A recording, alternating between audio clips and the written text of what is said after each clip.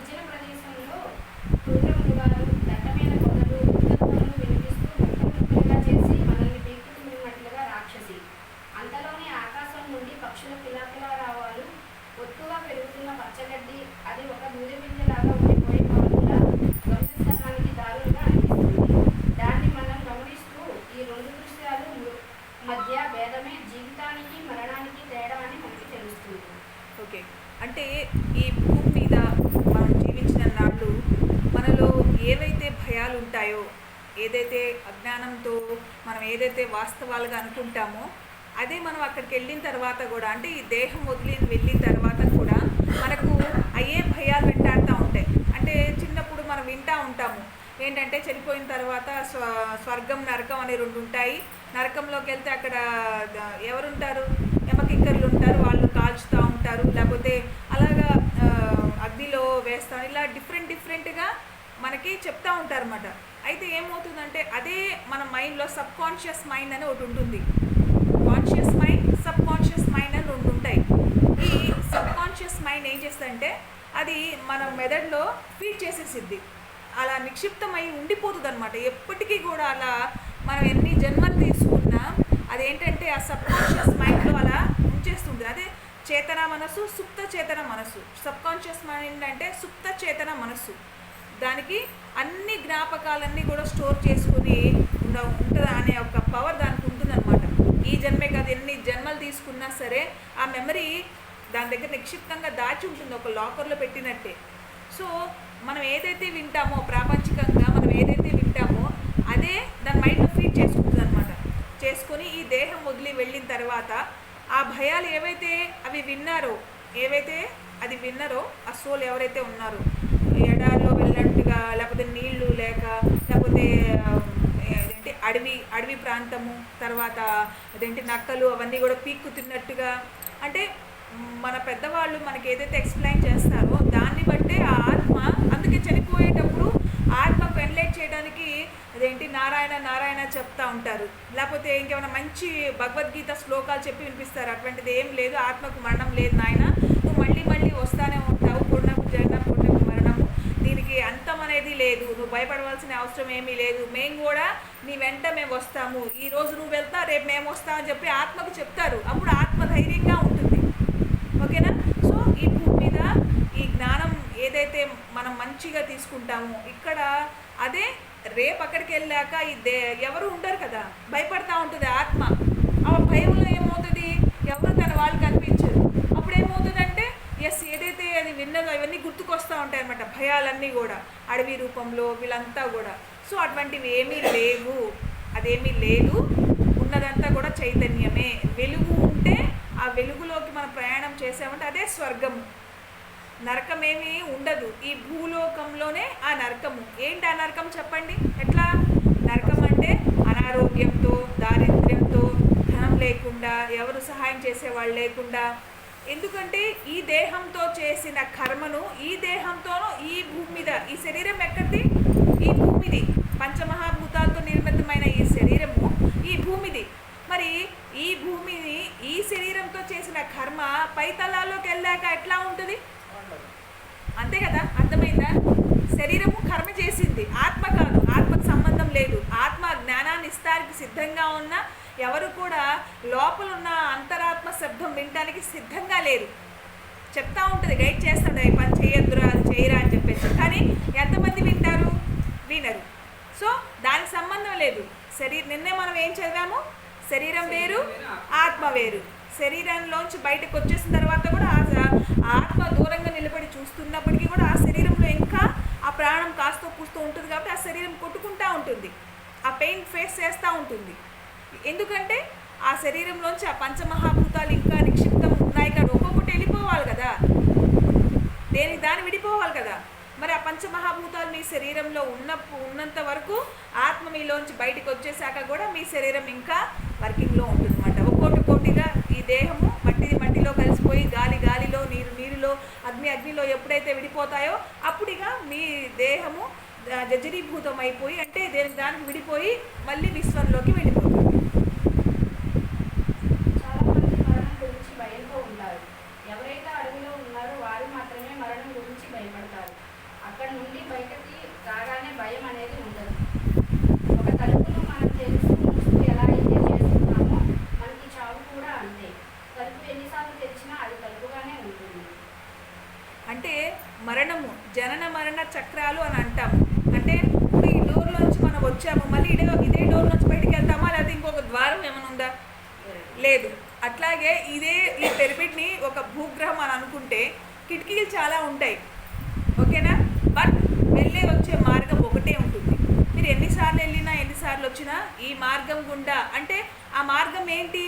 భౌతికంగా అది కనిపిస్తుంది కానీ అది ఎక్కడుంది ద్వారము? మన శరీరంలోనే ఉంది. తల్లి గర్భం నుంచి కదా బయటికి వస్తాడు పిండము బిడ్డ, అవునా? ఆ ద్వారము శరీరంలోనే ఉంది. మన శరీరంలో 7 ద్వారాలు ఉన్నాయి, 7 చక్రాలు ఉన్నాయి, అట్లాగే 7 ద్వారాలు కూడా ఉన్నాయి. ఎందుకు స్త్రీ జంట కన్నా ఎక్కువగా ఒక స్టెప్ ముందుకుంటుంది అంటే ఈ ద్వారం వాళ్ళకి తెరిచి ఉంటుంది. అంటే ఒక స్టెప్ వాళ్ళకన్నా ముందుగా ఉంటారు కాబట్టి వాళ్ళకి ఎనర్జీ ఉంటుంది. సో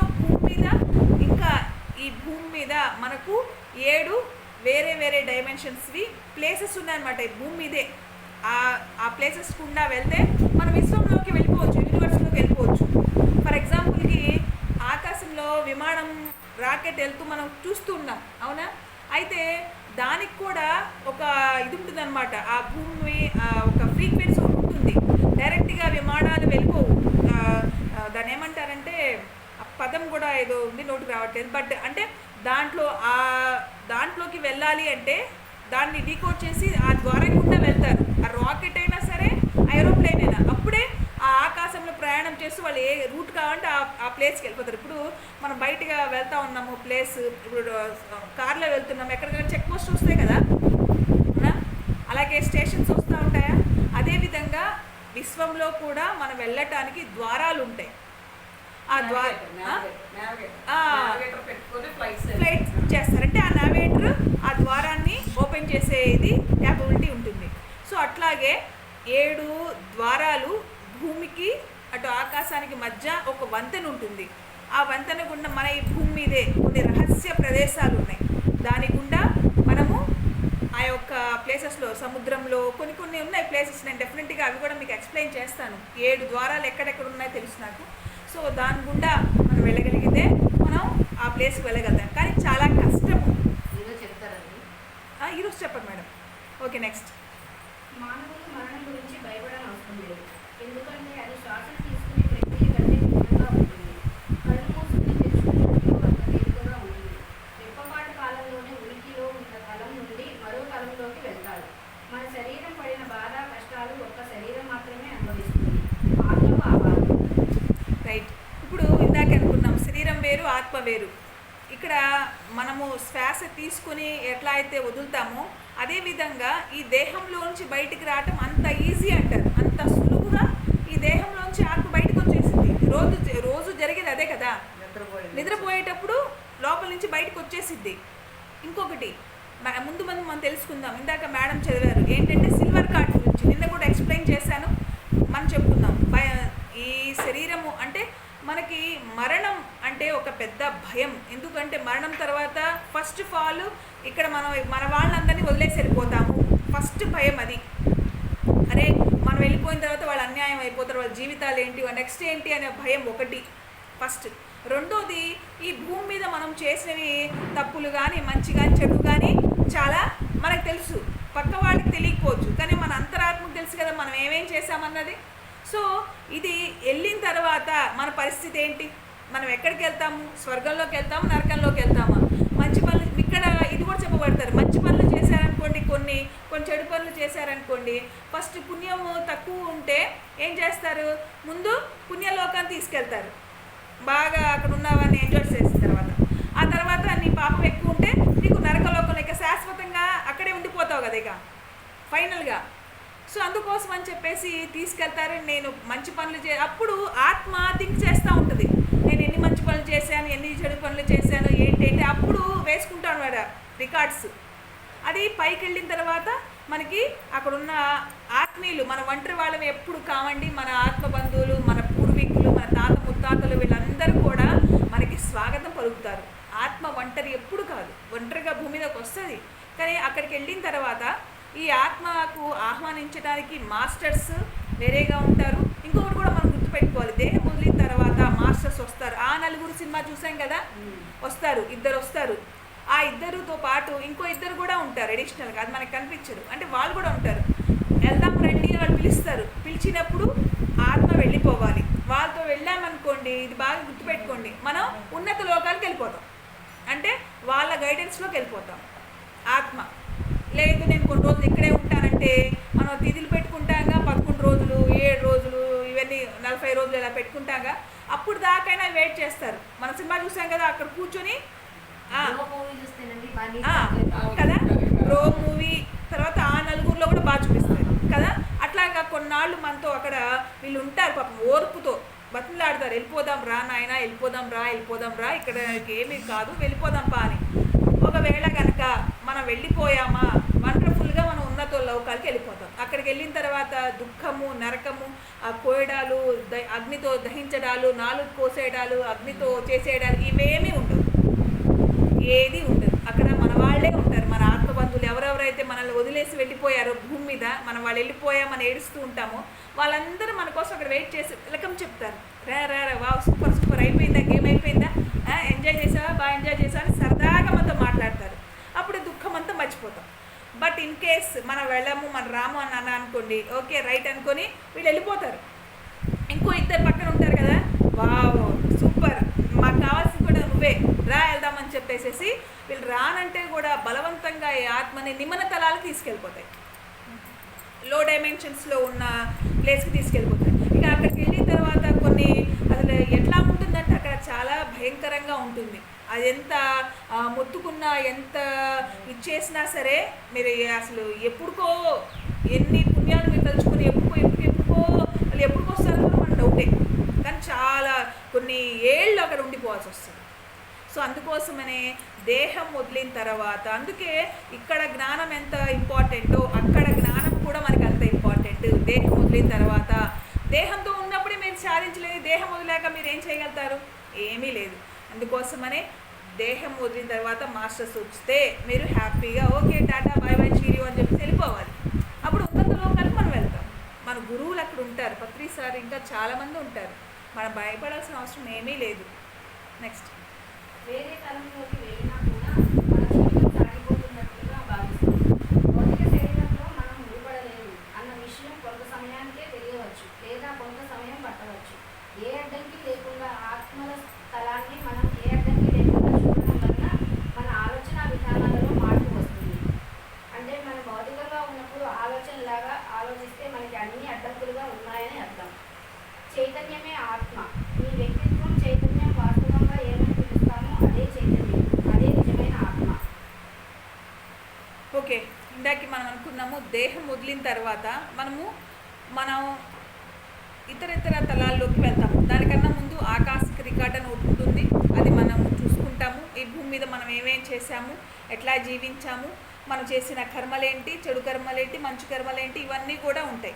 ఆ తర్వాత ఏంటంటే ఆత్మ, అక్కడ ఉన్న వాళ్ళు అడుగుతారనమాట, మరేంటి వెంటనే జన్మ తీసుకుంటావా లేకపోతే కొంత టైం తీసుకుంటావా అంటే, అప్పుడు వీళ్ళు ఏం చేస్తారంటే, హడావుడిగా ఉన్న వాళ్ళు ఏం చేస్తారంటే నేను వెంటనే వెళ్ళిపోవాలి, నా వాళ్ళని కలుసుకోవాలని చెప్పేసి వెళ్ళిపోవాలని ట్రై చేస్తారు. కానీ అక్కడ వెళ్ళిన తర్వాత మరి నువ్వు ఎలా భర్త తీసుకుంటావు, మీ వాళ్ళల్లోనా బయట వాళ్ళల్లోనా అంటే, కొంతమంది అత్యాశతో మా వాళ్ళల్లోనే మేము భర్త తీసుకుంటాము, మా పిల్లల దగ్గరే మేము వెళ్తాం అనుకున్నప్పుడు ఒకసారి చూస్తారనమాట. ఆ దాంట్లో చూసినప్పుడు మన ఫ్యామిలీలో ఈయన వెళ్ళటానికి అవకాశం ఏంటి, అప్పుడు చూసారనుకోండి, ఉన్నారా వెంటనే ఎవరైనా ప్రెగ్నెన్సీ పెళ్ళైన వాళ్ళు ఉన్నారా, ఈ ఫ్యామిలీకి రిలేటెడ్ ఉన్న వాళ్ళు, లేకపోతే ఇంకేంటి కూతురు దగ్గర మనవడో ముని మనవడో ఎవరో చూసుకుంటారు వీళ్ళంతా. ఓకే కాదు లేట్ ఉంది, ముని మనవడు ఉన్నాడు, ఆ ముని మనవడు త్రో అయినా నేను ల్యాండ్ మీదకి వెళ్తాను అంటారు కొంతమంది. అయితే చాలా టైం పట్టిద్దా అంటే, ఉంటాను పైనే ఉంటాను, నాకు అబ్జెక్షన్ ఏం లేదు, హాయిగా ఉంటానని చెప్పేసి ఆ ముని మనవడు పెరిగి పెద్దవాడై పెళ్లి చేసుకుని అప్పుడు ఇతను ఏం చేస్తా, ఈ ఆత్మ ఏం చేస్తా, మా వాళ్ళు రెడీగా ఉన్నా నేను వెళ్ళిపోదానంటే అక్కడ దూకేస్తాడు. ఓకే, అప్పుడు ఏమవుతుందంటే ఈ ఉన్న పీరియడ్ ఆఫ్ టైం, ఆత్మ పైన ఉన్న టైం ఏం చేస్తారంటే, పైన కొంతమంది మాస్టర్స్ ఉంటారు, వాళ్ళు ఆ సోల్కి ఎడ్యుకేట్ చేస్తారు. అర్థమైందా? ఈ భూమి మీద వాళ్ళు పైకి వెళ్ళా కూడా దుఃఖపడతా ఉంటారు, అరే అన్యాయం చేశాను, వీళ్ళకి అన్యాయం చేశాను, నా వల్ల వాళ్ళు అన్యాయపడిపోయారు అని అక్కడికి వెళ్ళిన తర్వాత ఆ ఆత్మ చాలా దుఃఖపడతా ఉంటుంది, నా వల్ల వీళ్ళు సఫర్ అయ్యారని. అప్పుడు ఈ మాస్టర్స్ కొంతమంది ఉంటారనమాట, వీళ్ళు ఏం చేస్తారంటే ఏం కాదు, ప్రతి ఒక్కరు నేర్చుకోవడానికి వచ్చారు, ఇది మీరు దుఃఖపడవలసిన అవసరం లేదని చెప్పేసి ఆత్మకి చెప్తారు. బట్ ఆత్మ కొన్ని ఎన్లైట్మెంట్ సోల్ ఉందనుకో, ఓకే సరే అని చెప్పేసి యాక్సెప్ట్ చేసింది. లేకపోతే ఈ ఆత్మ ఏంటంటే ఆ దుఃఖంలోనే ఎన్నో ఏళ్ళు, అదే నరకం అనమాట. మన దుఃఖమే మన నరకము, ఓకేనా. నో అదర్ నరకమ్స్ అనేవి ఏమి ఉండవు, మన దుఃఖమే. ఎంతమంది మాస్టర్స్ వచ్చి ఓదార్చినా వాళ్ళు వినరు. తెలివైన సోల్స్ ఏం చేస్తారంటే, ఆత్మలు ఏం చేస్తాయంటే, సరే నాయన అయితే రైట్, నేను మళ్ళీ వెళ్ళినప్పుడు వెళ్ళి వాళ్ళ రుణం తీర్చేస్తాను, ఇప్పుడు నేను ఏం చేయాలంటే గోళ్ళంత ప్రపంచము పైన ఉన్నత లోకాల్లో సంగీతం నేర్చుకుంటావా, క్రికెట్ నేర్చుకుంటావా, చెస్ నేర్చుకుంటావా, డ్యాన్స్ నేర్చుకుంటావా, నీ ఇష్టం. ఇప్పుడు దానికి ద బెస్ట్ ఎగ్జాంపుల్ ఏంటంటే, మనము పిల్లల్ని చూస్తూ ఉంటాం. ఇప్పుడు పిల్లలు చూడండి, మీరు గమనించండి, చిట్టి పిల్లలు, వాళ్ళు చెస్లో మంచి ప్లేయర్స్, డాన్సర్స్, సింగర్స్. ఎలా పైకి వెళ్ళిన తర్వాత వాళ్ళు అక్కడ ప్రాక్టీస్ ఇస్తారు, మంచిగా నృత్యము, లేకపోతే మీరు వంట, చిన్న పిల్లలు కూడా వంటలు చేసిస్తూ ఉంటారు ఇప్పుడు చూసారా, కుకింగ్ సెక్షన్స్. సో అట్లాగా వీళ్ళు అక్కడికి వెళ్ళిన తర్వాత ఈ ఉన్నతమైన ఆత్మలు ఏంటంటే, నా టైం వేస్ట్ చేయను, భూమి మీద ఉన్నప్పుడు మరి సంపాదించాలి, తినాలి, ఏసం ఉంటాయి, అక్కడికి వెళ్ళాక ఏముండదు, రిలాక్స్గా ఉంటాం. కాబట్టి ఎన్లైట్మెంట్ సోల్ ఏం చేస్తుందంటే హాయిగా ఇవన్నీ నేర్చుకుంటుంది, మళ్ళీ భూమి మీదకి వచ్చినప్పుడు ఏదైతే విద్య అక్కడ నేర్చుకుందో ఇక్కడ ప్రదర్శిస్తుంది. వెండిపోగు తీగ అనేది మన శరీరపు జీవన రేఖ, అది ప్రకృతిలో సహజంగా ఉంది. ఈ తీగ మన శరీరంలోని శక్తులకు జీవన రేఖ. ఈ వెండి తీగ అనేది మరణ సమయంలో తెగిపోతుంది. కొంతమంది పరిపూర్ణ జీవితం కాకుండానే శరీరం నుండి వెళ్ళిపోతున్నారన్న భయంతో ఉంటారు, అనుభవాలను సంగ్రహించడానికి భయపడతారు. వెండిపోగు తీగ తెగకుండా ఉన్నంత వరకు కూడా మరణం సంభవించదు. దాని ద్వారా సూక్ష్మ శరీరయానం చేయడానికి భయపడని అవసరం లేదు. ఇలా సూక్ష్మ శరీరయానం కొన్నిసార్లు సహజంగానే జరుగుతుంది, సంకల్పబద్ధంగా జరగదు. ఈ సూక్ష్మ శరీరయానంలో చాలాసేపు ఉండిపోయినా కూడా భయపడాల్సిన అవసరం లేదు. రైట్, మన శరీరానికి ఆత్మకు ఒక వెండి తీగ పోగు అంటారు, దాన్ని సిల్వర్ కార్డ్ అంటారు. ఆ సిల్వర్ కార్డ్ ఎక్కడ ఉంటుందంటే మన నాభికి కనెక్ట్ అయి ఉంటుంది, బొడ్డు తాడు. ఇది మెరుస్తూ ఉంటుంది, మంచిగా కాంతివంతంతో ఉంటుంది. ఇప్పుడు చాలామంది పూర్వ రోజుల్లో హెల్త్ ప్రాబ్లం ఏదైనా వచ్చిందంటే ఏం చేసేవాళ్ళు అంటే నాడి చూస్తారు, లేకపోతే నాభిని చూస్తారు, తెలుసున్న వాళ్ళు. ఇప్పుడు అసలు ఐఎన్ సెటస్కోప్ పెట్టి చూస్తున్నారు, కానీ ఫస్ట్ నాభి చెక్ చేస్తారు, నాభి చూస్తారు. అంటే వాళ్ళకి ఆ యొక్క తీగ ఎలా ఉంది అనేది వాళ్ళకి అర్థమవుతుంది. పూర్వ రోజుల్లో మరి వాళ్ళంత నాలెడ్జ్ ఉంది. ఆ తీగ డల్గా ఉందనుకోండి, హెల్త్ ప్రాబ్లమ్స్. ఇప్పుడు ఎలా వచ్చినాయంటే మన ఆరా కూడా వాళ్ళు ఓపెన్ ఐస్తో చూసేవాళ్ళు. ఇప్పుడు ఆరా చెక్ క్లీనర్స్ అని చెప్పేసి వస్తే చూసారా, ఆ ఆరాలో మీకు కలర్స్ని బట్టి ఏ కలర్ లైట్ అయిందా, లేకపోతే ఏ కలర్ అట్లా అయింది, దాన్ని బట్టి వాళ్ళకి మీకు ఎక్కడ హెల్త్ ప్రాబ్లం ఉంది, ఎట్లా ప్రాబ్లం, దానికి ఎలా మనం క్యూర్ చేసుకోవచ్చు, ఇవి కూడా మన ఆరాలో కనిపిస్తాయి.